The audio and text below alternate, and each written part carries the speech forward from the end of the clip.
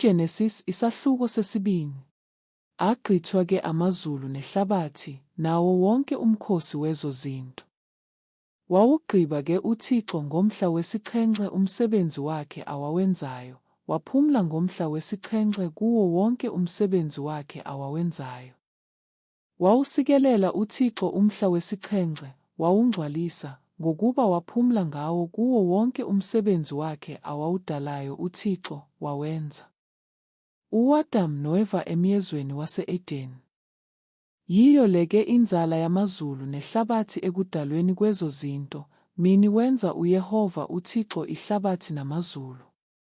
Onke amatholo asendle engekaveli emhlabeni, nayo yonke imifuno yasendle ingekantshuli, kuba uYehova uThixo ebengekanisi mvula emhlabeni, kwaye kungekho muntu wokuwusebenza umhlaba. Kwaye kunyuka inkungu iphuma ehlabathini, yawunyakamisa wonke umhlaba. UYehova uThixo wambumba umuntu ngothuli lwasemhlabeni, waphefumlela emathatheni akhe imphefumulo yobomi, umuntu-ke waba ngumphefumulo ophilileyo. UYehova uThixo wathala umyezo e-Edeni ngasempumalanga, wambeka khona umuntu abembumbile. UYehova uThixo wantshulisa emhlabeni yonke imithi enqwenelekayo ngokukhangeleka, nelungele ukudliwa, nomthi wobomi emyezweni phakathi, nomthi wokwazi okulungileyo nokubi. Kwaphuma umlambo e-Edeni wokuwunyakamisa umyezo, wahluka apho, waba zimbaxa ezine. Igama lowokuqala yiPhishoni, nguwo lowo ujikeleze lonke ilizwe laseHavila, apho ikhona igolide. Igolide yeyelo lizwe inhle, ikhona iBhedolaki nelithe leBherilo. Igama lowesibini umlambo yiGihoni, nguwo lowo ujikeleze lonke ilizwe lakwaKushi. Igama lowesithathu umlambo yiHidekele, nguwo lowo uya phambi kwelakwa-Asiriya. Owesine umlambo nguMefrate.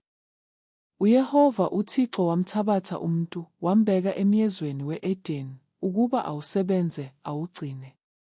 UYehova uThixo wamwisela umthetho umuntu, esithi, yonke imithi yomyezo ungayidla uyidliye.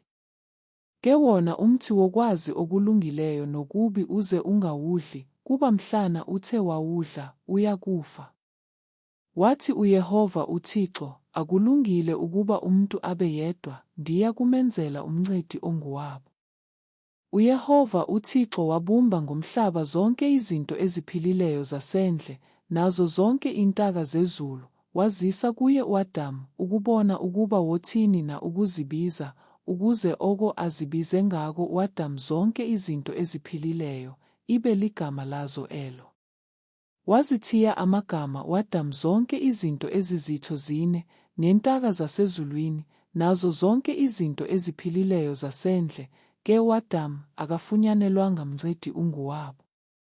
UYehova uThixo wawisa ubuthongo obukhulu phezu kwa-Adamu, walala. Wathabatha lwalunye ezimbanjeni zakhe, wavingca ngenyama esikhundleni salo. UYehova uThixo walwakha ubambo abeluthabathe kwa-Adamu, lwaba ngumfazi, wamzisa kwa-Adamu. Wathi u-Adamu, elike ngoku lithambo lasemathanjeni ami, yinyama yasenyameni yami, lo yena ukubizwa kothiwa ngumfazi, ngokuba ethathathwe endodeni. Ngenxa yoko indoda yomshiya uyise nonina, inamathele kumkayo, babenyamanye ke. Baye bobabini behamba ze, umuntu lowo nomkakhe, bengenazinhloni.